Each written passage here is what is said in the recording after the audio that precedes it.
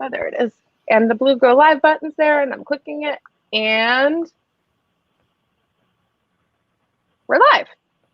It is Thursday, September 16th, 2021, 5:05 p.m. Eastern Time, 4:05 p.m.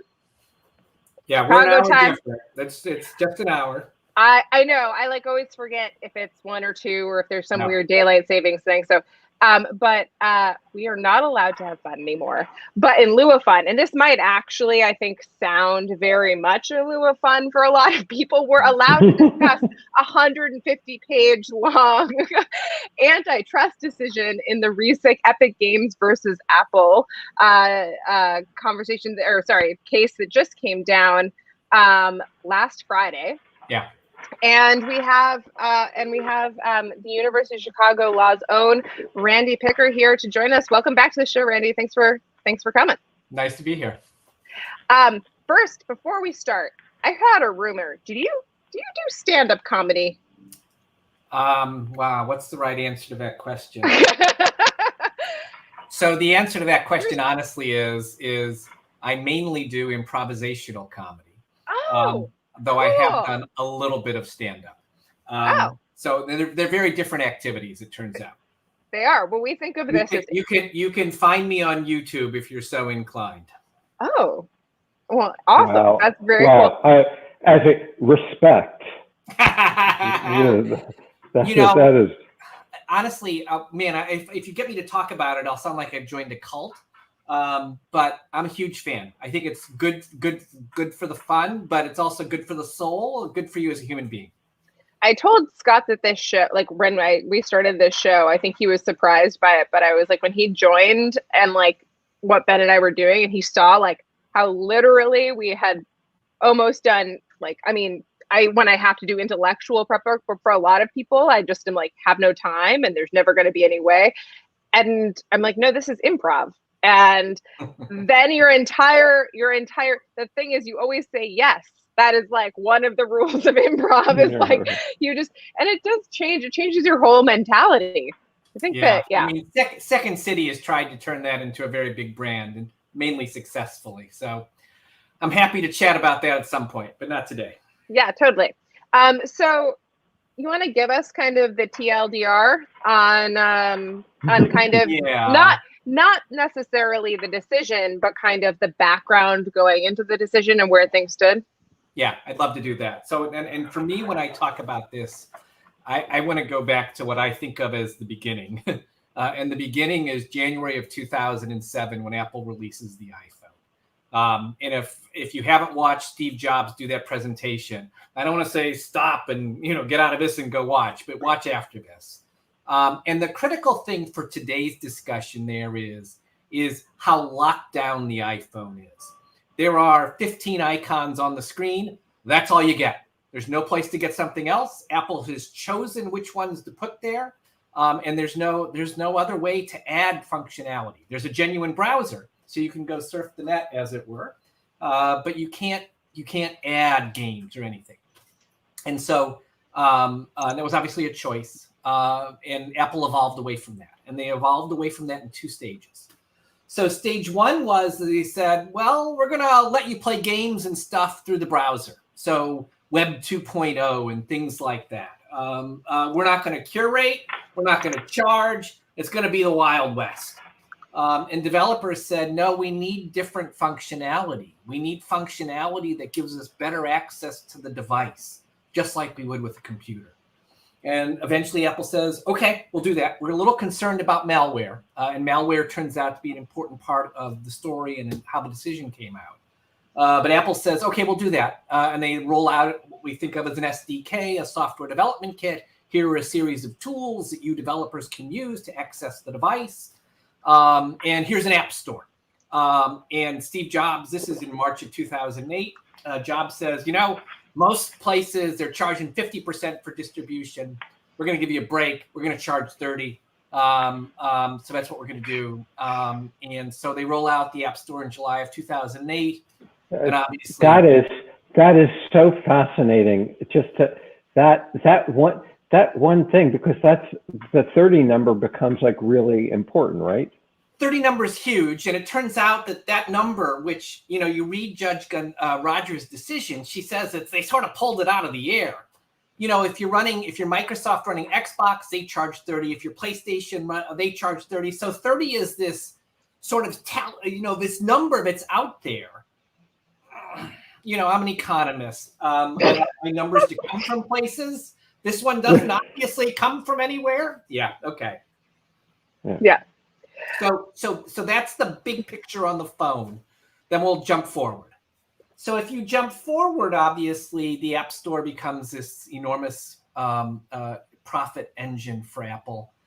This platform, obviously, for distributing these games. I think it's important, really important. And I'll go back now to 2007. When Apple releases the iPhone, Steve Jobs says, our goal is to get 1% of the phone market. That's our goal. That would be a huge success for us. So they're starting from nothing. There are dominant players in place. Nokia has this operating system called Symbian, Research in Motion / BlackBerry. So there are these dominant players in place. And so displacement of those players is pretty remarkable. But the iPhone's revolutionary. Google buys Android, goes down that path. Microsoft plays Microsoft. They say, we've got software. We'll distribute it the way we did on the PC. That strategy loses. And we end up with this successful duopoly of Apple and Google. Okay. Epic, you know who Epic is. I really don't know who Epic is. I have watched people play Fortnite. I've not played Fortnite. Any Fortnite players here? Yes. Really? I play Tell us about Fortnite. that. Well, I'm sorry? Tell us about that. What's it like to play Fortnite? Oh, it's a game where you get dropped onto an island and you have to shoot people or be shot. And there's also a cloud and a storm coming at you. So there's a time pressure. But then like when you can do other things like buy like different costumes and things like that. You can customize it. So okay. So exactly, that was good. So Fortnite's a freemium game. You can play for free, but they've built up this whole world of stuff you can buy. You know, I gather you can buy these elaborate dances. That's what I'm doing there. Victory dances when you kill your opponent and the like. There was no dancing when I played Space Invaders. Okay. I love Space Invaders. Space Invaders, a long time ago. So Fortnite is not happy with the fact that for all of these in-app purchases that Scott and I were just talking about, Apple's getting a 30% cut on that. And Fortnite, and what Fortnite does here, you step back and go, whoa. So the opinion describes this as Project Liberty. And Project Liberty was intended to free Fortnite from the Apple tyranny. And so they release software updates through Apple. They effectively hide within an update what they call a hot fix. And the hot fix lets them flick a switch, and all of a sudden, inside the app, they're selling in competition with Apple. Do the same thing on Google Play. At the same time, they have this video that they put on YouTube, which is a takeoff on Apple's famous 1984 ad they ran for the Super Bowl. So it's a great play on that. So I admire so much the audacity of the public relations campaign. And oh, by the way, we have Cravassline and more ready to file lawsuits against Apple and Google. So all of it happens basically on the same day. And that gets us. I didn't realize that was all like they did that in such a coordinated way. Oh, complete. And there's more, right? They've got a group that they've organized to defend apps. So no, very clever. This is a very big, sophisticated company. They're not worth $2.5 trillion. They're only worth $27 billion, but they're a big, sophisticated company. They're the little guy. Sorry, I'm just like, exactly. Yeah. They're the little guy in this story. Yeah. Okay. Well, they're not even worth as much as like Warren Buffett or something, or well, yeah, Bill exactly. Gates. That's our standard. If you're not worth Warren Buffett, we're not interested. By the way, By the way, can I just tell you something?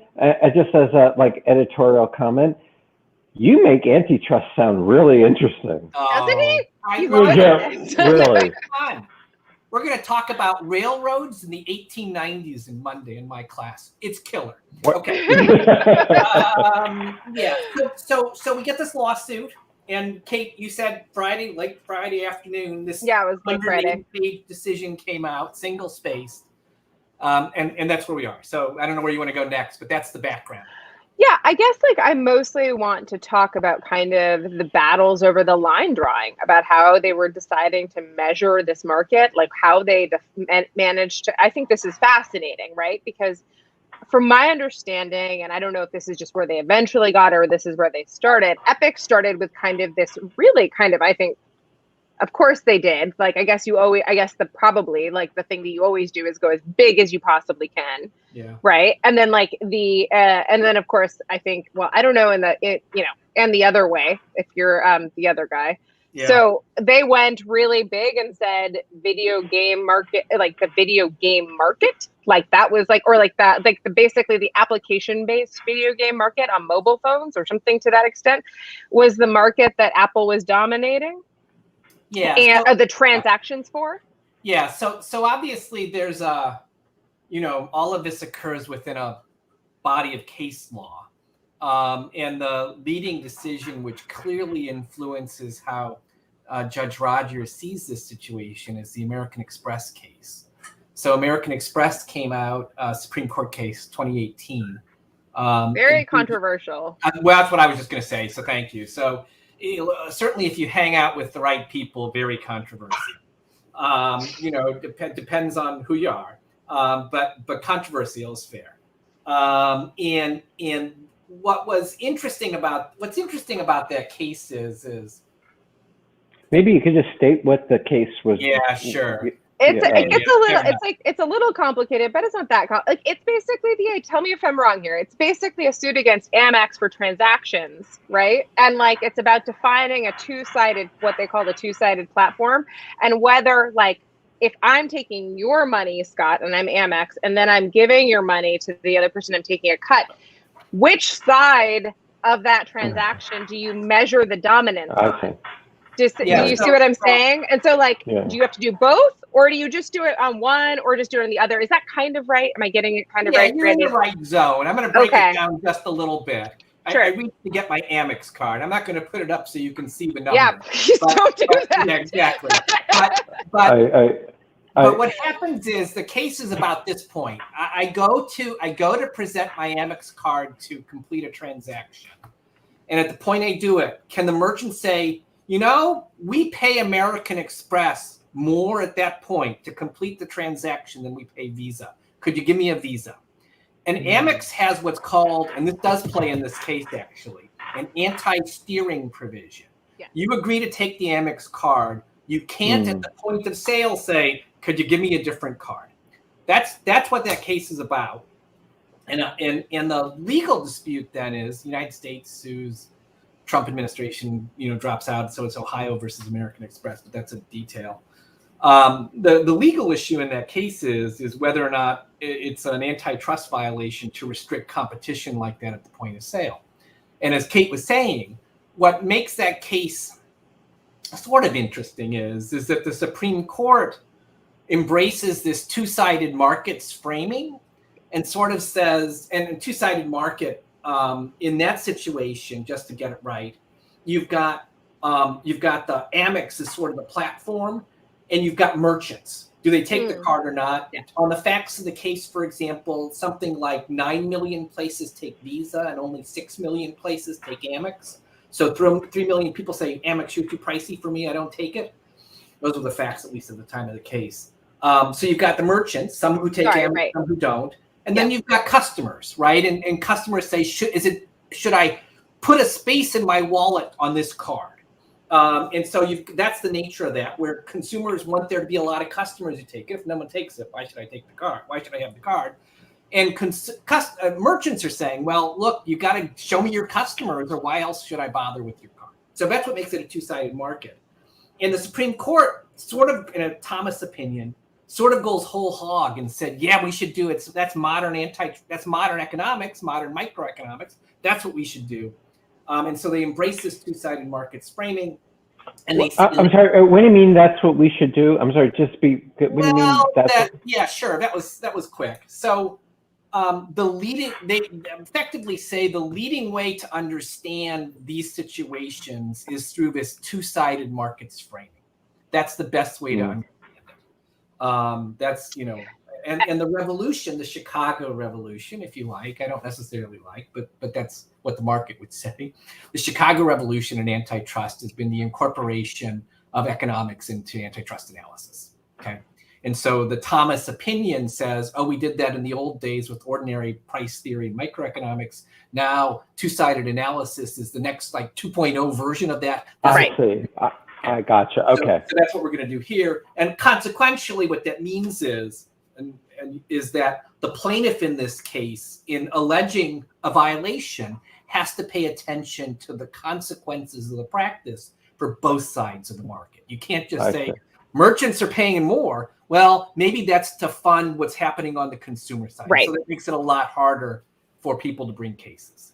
Yep. I see. I gotcha. Okay. Thank you. The thing that I just don't love about this, and I wanted just to know if I'm just overthinking it. It just seems to me like almost like an infinite number of platforms that you can start placing in play in any one of these types of exchanges in a way. Like, why are you counting the merchant? Like, why, like they call it like a one-sided transaction, like a one-sided platform to go between, but to pay your money to the merchant. Like, for example, like if you're going to buy like a bunch of bananas, but like, if you buy it with a credit card, now it's a two-sided, like, is that still a one-sided platform or is that a multi-sided platform? Or are you like in this giant kind of triangle of like, and then there's like, I don't know. So one of the things I've been reading is like multi-sided platforms. And I'm like, aren't they all like multi-sided platforms if you just go big enough? I'm sorry, this is why. So yeah. Justice Thomas tries to shrink the field a little. So he says, what's distinctive about this situation is that we should focus on the transactions, and that will get us back to Apple versus Epic here in just a second. And the fact that the transaction is the thing that matters here, and that's happening both for the merchant and the consumer simultaneously. So he says, I don't know about what other cases are. I won't deal with those. But in these simultaneity situations, that's the core of the Amex decision. And so the ultimate definition of market that Judge Rogers applies here is the mobile gaming transaction market. So that was how I got us here. So she is squarely within the Amex framework in how she defines the market here. Yeah, I actually thought it was kind of elegant. Like I thought, like of the two, I didn't agree with either.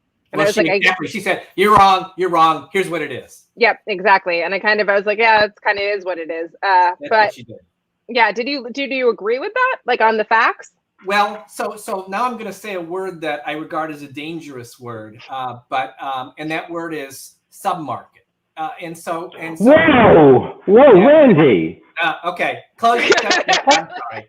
I'll try not to use the S word again. Say the F word all the time, but this is like you're not allowed to. No, yeah. this is like we have rules here. This isn't a free for all. As soon as you say submarket, then I go, well, yeah, that has to. You're right. It's a submarket, okay. Yeah, exactly. So is it a market? I don't know, but it's a submarket, right? It's a submarket. Okay. And, to be fair to her, I mean, the Supreme Court case law talks about submarkets, so she's completely comfortably within that framework.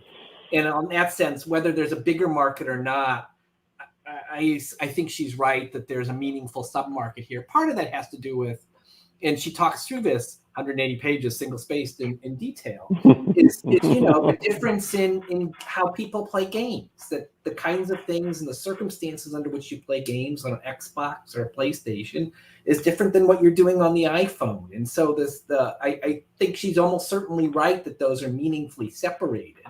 And so Apple's effort to define the larger video gaming market, again, what's the market? Well, submarket, I don't know, but those you can easily see why one might think of those as meaningfully distinct entertainment spaces. Yeah. So I think she's in a comfortable spot there, really.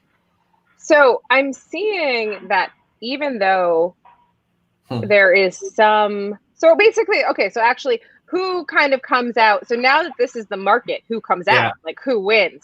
And I'm seeing both sides contemplating appeal. So I think that should tip a little bit. Epic has filed an appeal. Apple has not yet. So so look, what I want to say there is that, you know, and let's just cut to the chase here a little bit so we keep track of what happens here. I think there are 10 counts in the original complaint, at least as she writes the opinion. Apple wins 9 of those and loses 1. So all of the traditional antitrust counts, Apple wins. So and part of that has to do with, it really is driven by 2 things. So we may as well make sure we all see all that.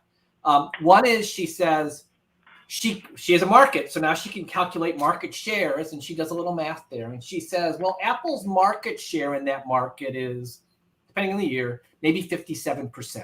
And she says, I've looked at a bunch of cases, and the cases say, you know, if you're below this number, you're not a monopolist. And if you're above this number, you are a monopolist. Apple's below the number that it would take to be a monopolist. And so the Section 2 claims, which focus on monopoly, those just like go away. So Apple kicks those to the curb. Go ahead. That strikes me as airtight reasoning. Okay. So those get kicked to the curb. And then she comes back to the Section 1, and Section 1 requires a concerted action. She's very skeptical that the unilaterally imposed contracts by Apple suffice for that. But even if they did, and this is, I think, important, she says what Apple says about security, I believe. There's a pro-competitive justification for the business model. And if you ask what Epic really wants here, they want 2 things, I think. They would like to be able to offer their own store on Apple, on iOS. And Apple says, no, you can't do that. And they would like something other than a 30% fee. So much lower fee. And that's just to be clear, that wasn't like, these are not, that 30% fee again is not negotiated. Epic didn't negotiate that with Apple. That is the standard fee for all developers on the app. Yeah, I mean, there are wrinkles to that, as I understand it. But yes, okay. Well, just like it depends on whether you're the commercial nature of your application. Okay, so but as a general matter, yes, absolutely not negotiated, just fixed. And she says, and I wrote a piece recently talking about, you know, secure app stores and security competition, a short piece, an online piece. And she cites exactly the same study that I saw there, which is a Nokia study. And the Nokia study says, it's just amazing how directly it addresses what Apple wants is. It says that there are meaningful malware differences between the Android and iOS ecosystems. And that is really driven by the fact that on Android, you can install alternative app stores. So that's a much more open platform. And the Nokia report, which I just stumbled into it. I don't have any reason to think it's not legit. I mean, says that there are important malware differences. So Apple says, we offer security to our customers, and that is something which differentiates us from our chief competitor, Android. And Rogers buys that completely. So there's a pro-competitive justification for what Apple is doing and not opening up to other app stores. It doesn't justify the 30%. We'll get to that in a sec, but yes. Right. So the basic idea, as I understand it, is that this is not a rent. This is a charging for service. Right? Well, so that's, I mean, there is a question here. So let's just make sure we see exactly how Apple runs it. It's really subtle. So Apple insists that if you are a developer doing freemium games, so Fortnite, I gather, you get it for free, and then you buy V-Bucks in the app to buy these skins and dances and the like. That's the setup. And Apple's getting a cut of those V-Bucks. Do they have the Macarena?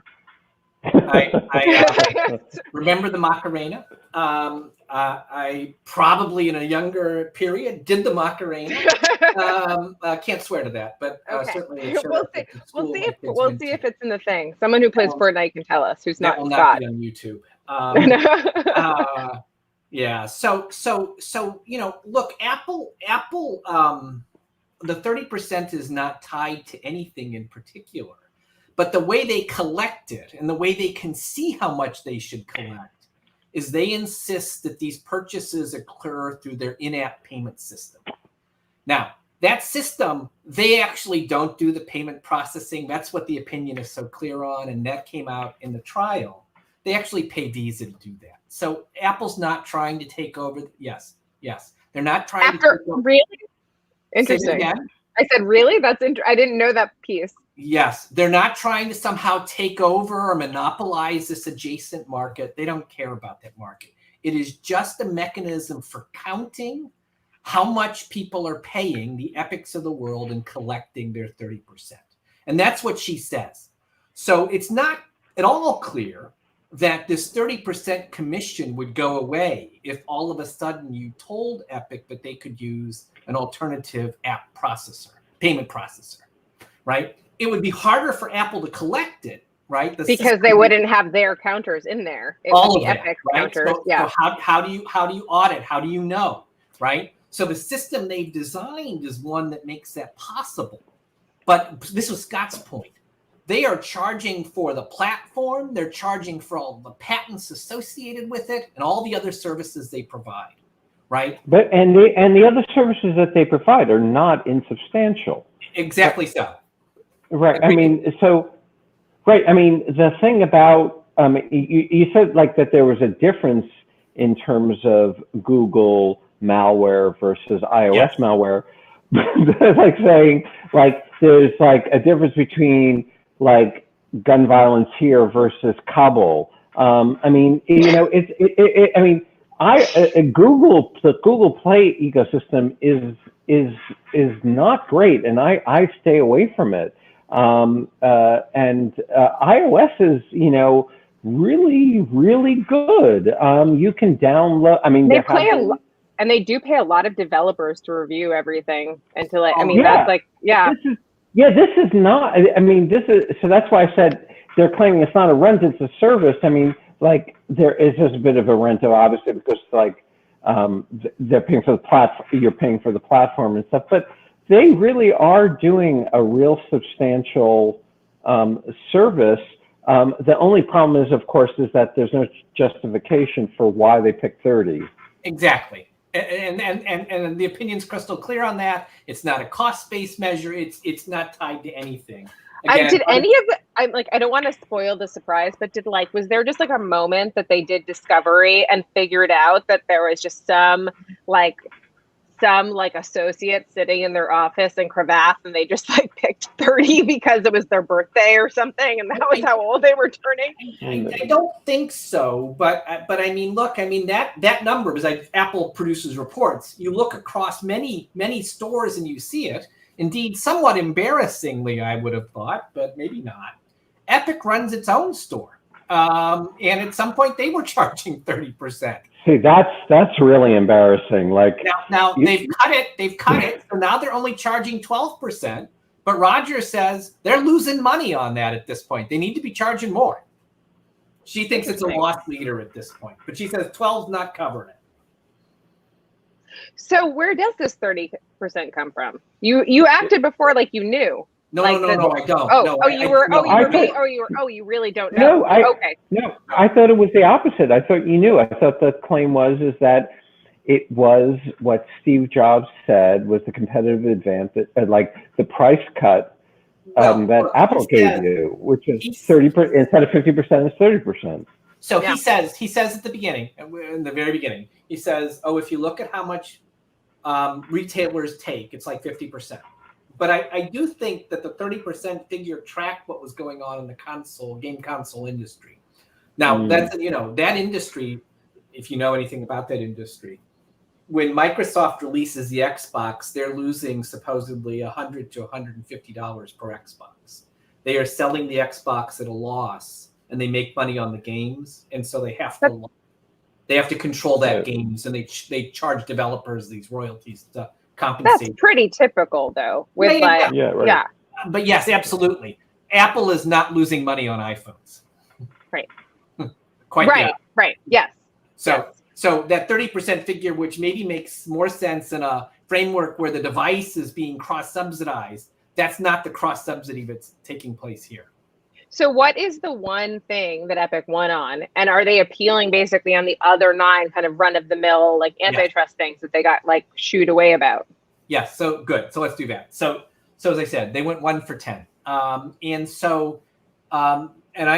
we get to a body of law I know less about. So there's a California. Randy, I'll help you out. Oh, we get to California unfair competition law, I guess is what it is. And she focuses there on 2 things. Apple has an anti-steering clause. So that discussion we had about Amex before, that was not just frolic and detour. So Apple has an anti-steering clause, which says you can't tell people in the app that they could buy somewhere outside cheaper. And she kills that off. She issues ultimately an injunction. That's what she issues. It's a 1-page injunction. And so she kills that off. And then she also says, oh, Apple, you're not letting them email their customers.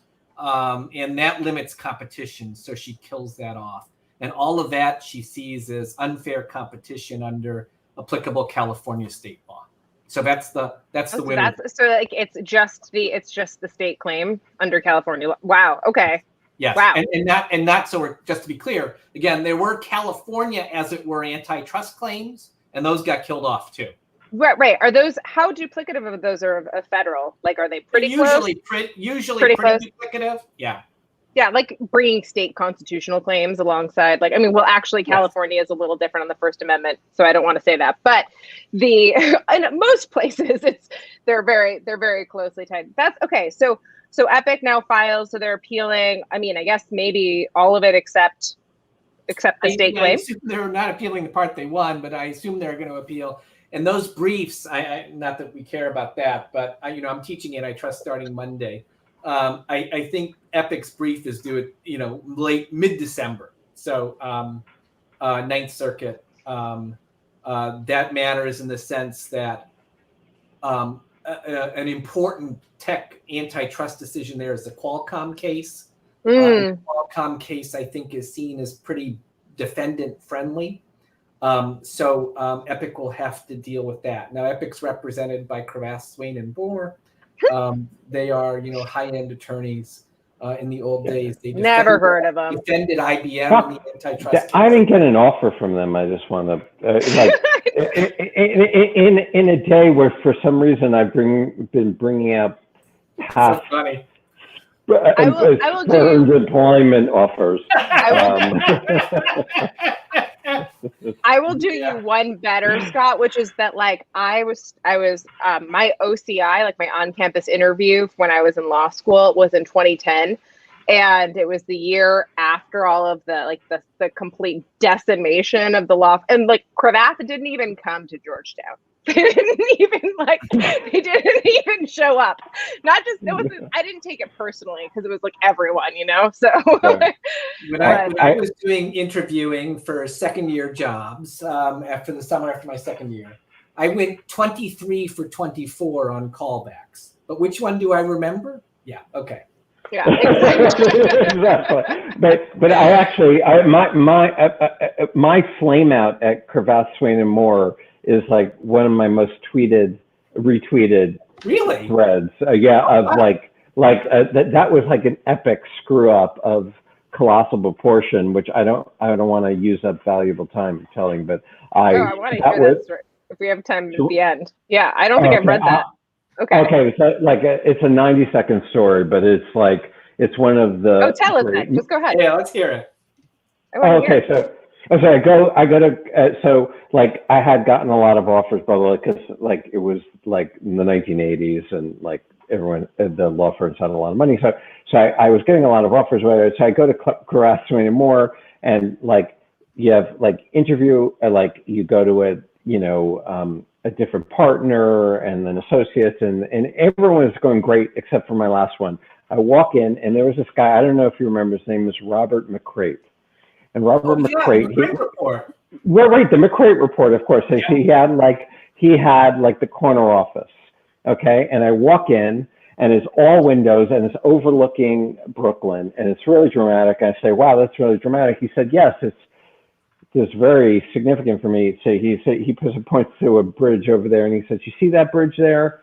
That was the bridge that when I was a junior associate, we litigated that, and we won that case. And you see that over there? That's where my grandfather or whatever, great-grandfather, was a federal district judge. And you see that over there?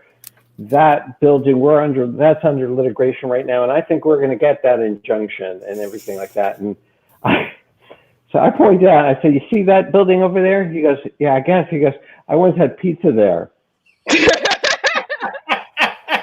And like, does not laugh at all. Does not laugh at all. And I'm like, I think it's a good line. So, and then he says to me, I hardly think that's as significant as what I pointed out. And then I said, you didn't have that pizza. I've told me this story before. This is really good, though. It was really worth telling. Swear to God, it happened. I did not get the offer from Cravath Swain anymore. No kidding. Look at this story. Screw you, Cravath. Yeah. What? Yeah. Okay. Anyway, I'm sorry. That might, I might have taken us off topic. I love that. I want to ask a kind of slightly different question, because what I have been like in the fallout of this case, like, right, like you have like antitrust is all over the place these days. Yeah. It has become incredibly politicized. Yeah. There is the old antitrust, which is the established law that like things like Epic and Epic v. Apple are being like kind of litigated under. And then there's kind of, which is the Chicago or like old school like antitrust, right. And now there's like the new school antitrust, the neo-Brandeisian antitrust, that is this movement towards having a more holistic judge or a more holistic concept of counting and measuring market power, markets, all for the sake of like what really counts as consumer welfare, so to speak, right? All of the people that I follow, or I don't actually follow them because they annoy me sometimes, but they, but those people that were like very upset about this decision and thought that it was an example of why all of this, like all this stuff needs to change. Like, I got a lot of, this is just this Borkian garbage with a definition of the market means nothing. This is just where you draw the line, and we're drawing it around these old white guy lines and like whatever else. I don't want to bring race into it necessarily, but but you get my general ideas. Like, this is like antiquated and not really accomplishing what we wanted to accomplish. We have narrowed it to the point of uselessness. What say you? What say this judge? What say anyone who wants to use this case in the future? So I guess I'd say a couple things. I mean, I mentioned earlier that Epic is worth $28 billion. This is a fight among the very rich. So why this is the case one would get exercised about if one, had these proclivities. I don't know. Right. The people who are going to benefit from this, if they are, it's not clear. Again, Apple can maybe continue to charge the 30%. They've got this small developer program now. So the number of people who really have a lot of money at stake here is a small number. Okay, but right, look, I went to law school with Amy Klobuchar. We were on law review together. She's got draft legislation that would address app stores. She wants to mandate that there be app store competition on these devices. And so I think the tools here are, we need to make some choices, and Amy, Senator Klobuchar has put forward a choice. What I think you see here is that, and this is what Scott said, that Apple's actually brought a lot of value to the table. Yeah. And that forcing us all into the Android model. This is what I said in this piece that I wrote recently. I don't understand why that's actually good for consumers. I don't even understand the politics of it, honestly. I don't understand why she thinks that people who live on these devices want them to be screwed up. So I really don't get that. If you want to say monopoly is bad and that we ought to do something about that, and there's 5 or 6 pending bills in the House in addition to Senator Klobuchar's, she's got 2 or 3 bills in the Senate. That's fine. Let's have that discussion. I've written some stuff about that. I in the original set of hearings on all this, they asked for expert, reports, and I filed one such report. I mean, there's a robust discussion to be had here, and that's great. I will say, in 1996, Apple was a dying company.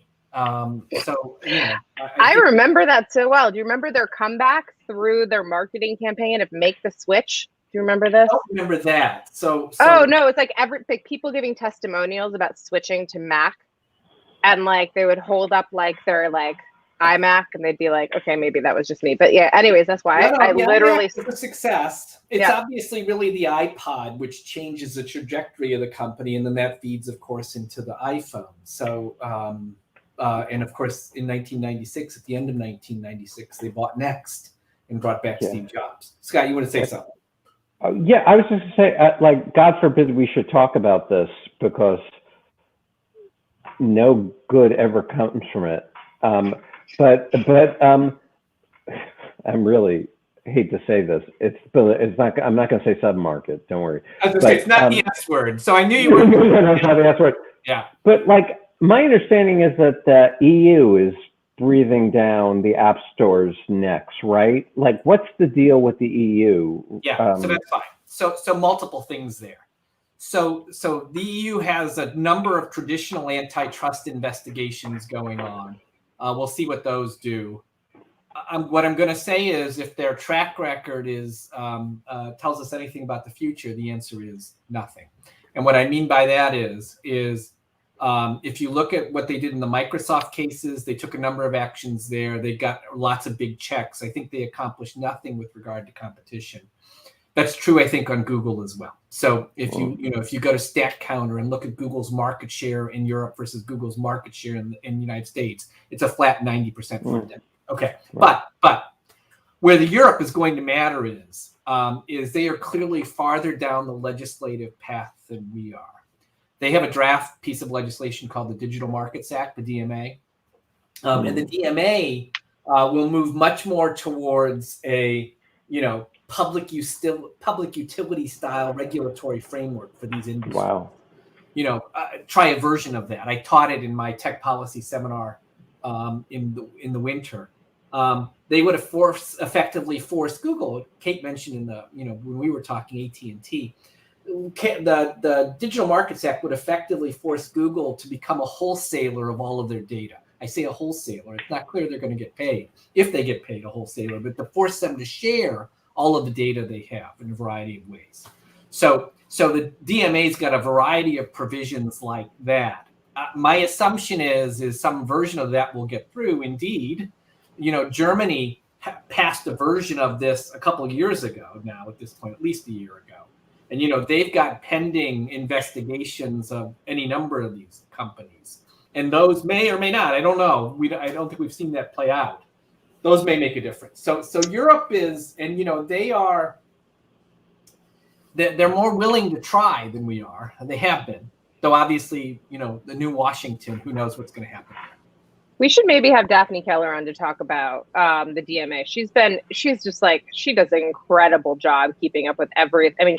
Obviously just such a skilled attorney, but yeah, she'd be great. If you haven't had Daphne on, you should absolutely have her on. Oh yeah, she's been on, but I guess I talk to her every day basically, and so I'm like, oh, I just don't even think to bother her to but yeah, no, we should definitely come on. She's just brilliant, absolutely wonderful.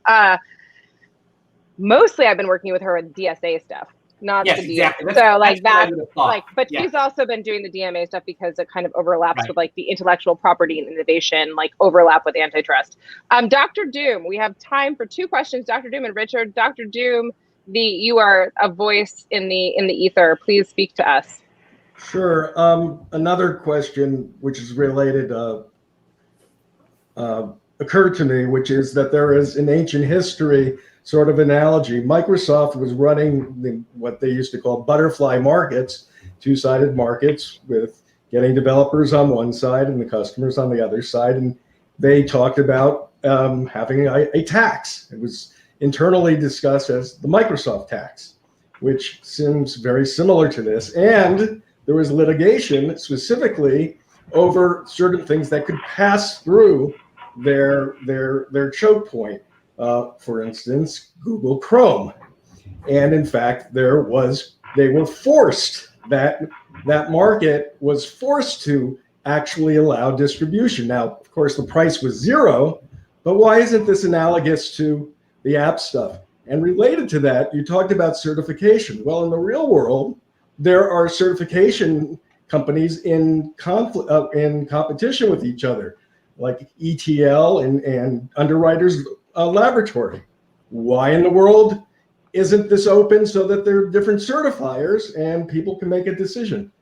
Yeah, I think that's a great point. Thanks, Dr. Doom. Good. So I think the Microsoft comparison, I think that's exactly right if we've got the right era. So though I'm not sure which way it goes. So the United States cases against Microsoft, we tend to think of the browser case, which was brought in May of '98. That's the one that eventually results in the 7-0 decision in 2001 in the DC Circuit. But there was a prior case, and the prior case related to MS-DOS licensing. And Microsoft was running exactly the kind of tax system there that Dr. Doom is talking about. And that tax system was that Microsoft said it had two types of licenses. I'm going to focus on the per processor license. And under the per processor license, Microsoft said to a computer maker, I'll say a name, who knows how many of you have heard of, I'll say Kpro, right? Yeah, Kpro. Who knows? We'll see if your listenership knows Kpro or not, but they were an early portable maker. Microsoft says, look, Luggable. Luggable, exactly. Perfect. Luggable. Yeah. So Microsoft says to them, every time you sell a computer, whether you put DOS on it or not, you have to write us a check. That was what the per processor licensing said. And the government challenged that, and there was ultimately a settlement. What Microsoft would say in defense of that practice, certainly what I say in class is they say, huge amounts of software piracy, it's hard for us to keep track. We need something we can verify and quantify. We want to get paid on that. And that's exactly what Apple's doing here in the NFP. So I think there's in terms of this verification and quantification. Yeah. That's such an interesting comparison. Yeah, great.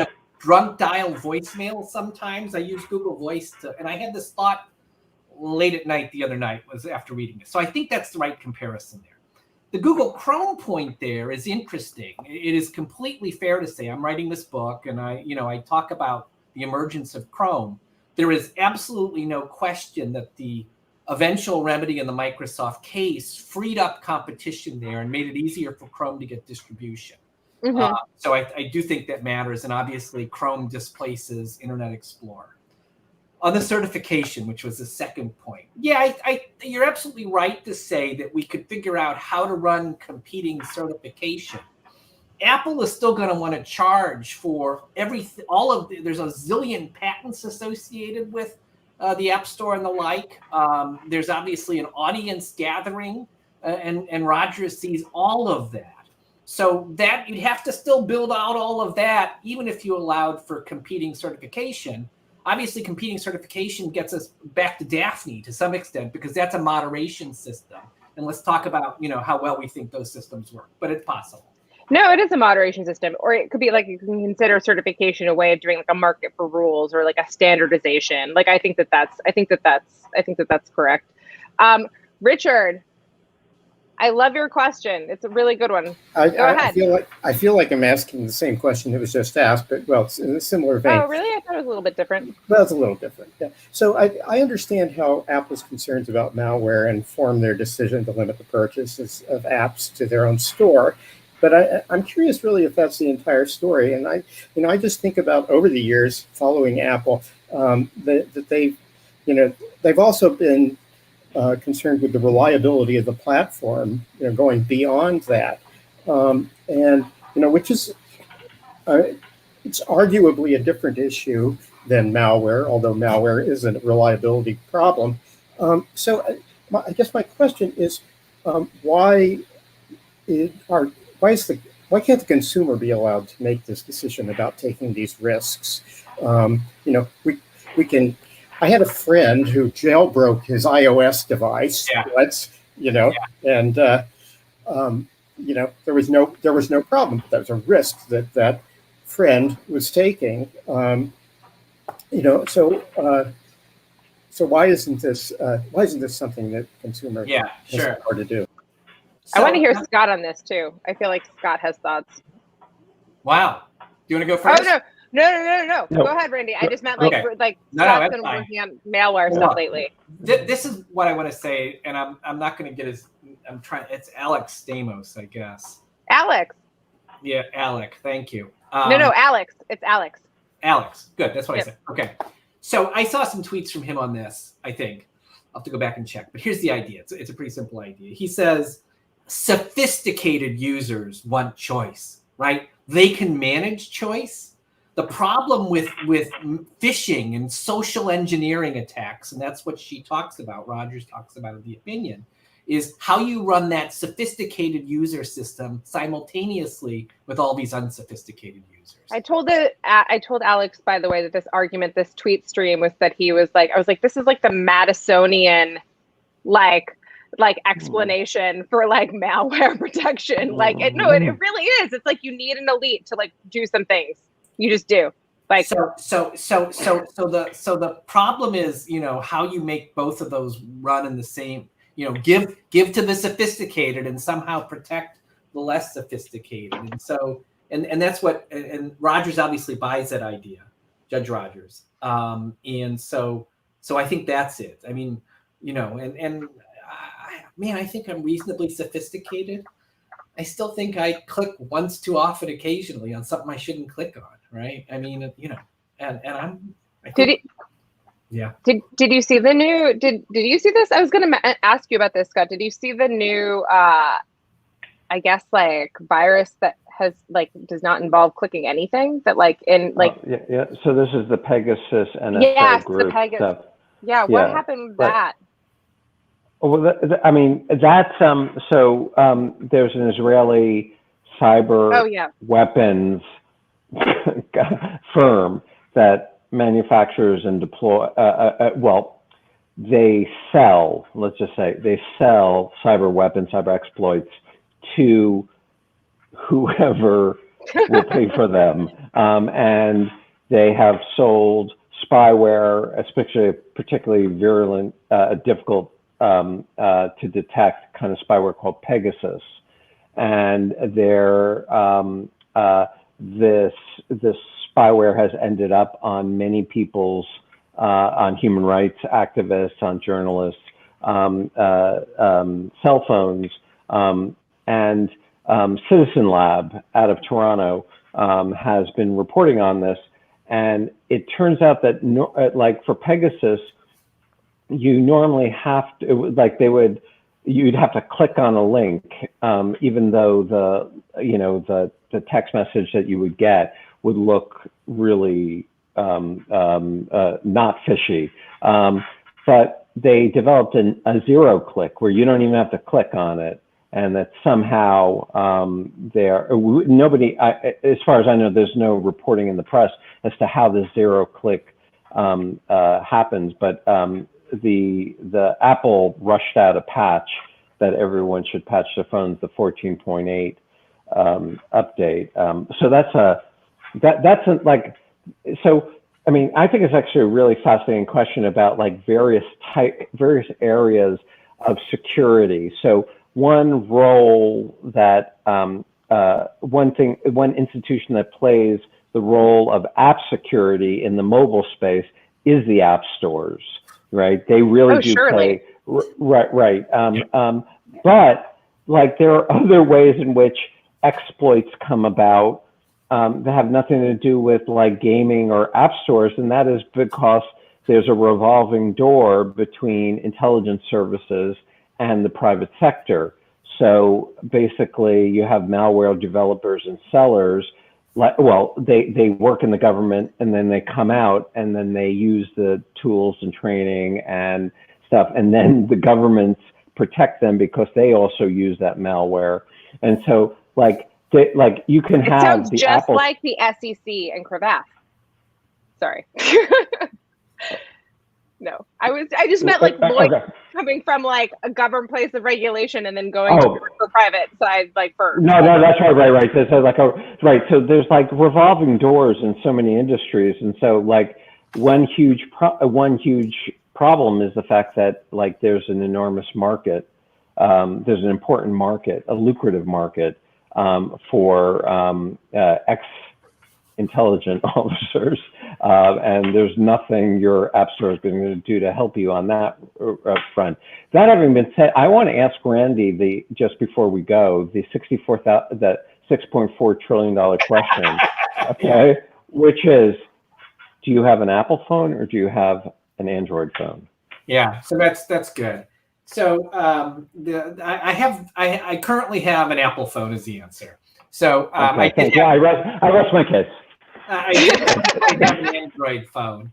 I will say, now we're going to do history here. So I had an original 1984 Macintosh. So I got that in law school. Having a home computer was so fantastic. And at one point, I transitioned from the Macintosh to Windows machines. I felt a little bit of a sense of loss there, but obviously the Macintosh market share was very small. I had an Android phone. I love my iPad more than I should. I have an Apple Watch. I'm not going to make this switch again. I like these Apple devices, and I guess they could piss me off at some point. But wow.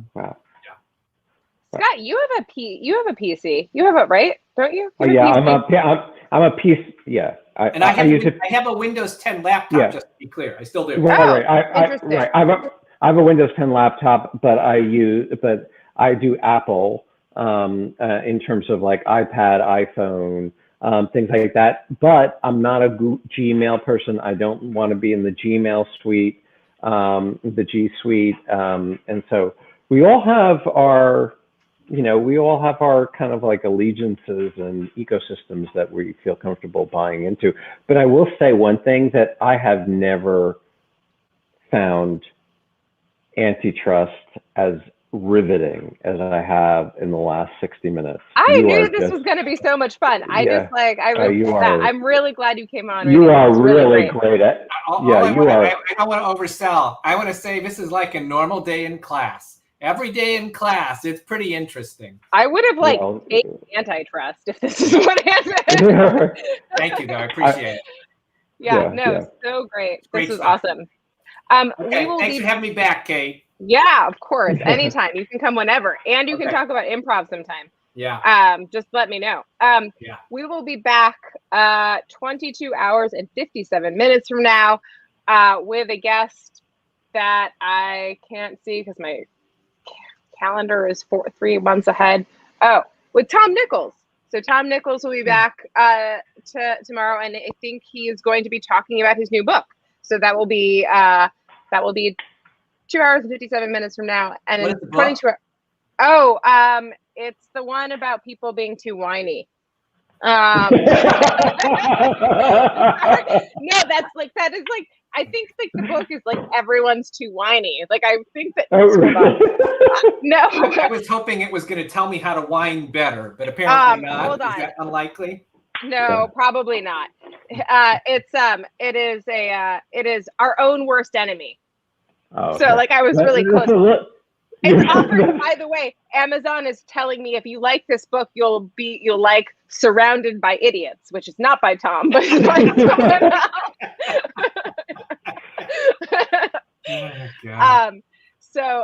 Anyways, that was a perfect book description based on the last time Tom was on the show, and he was like, everyone's whiny about everything, no one's happy.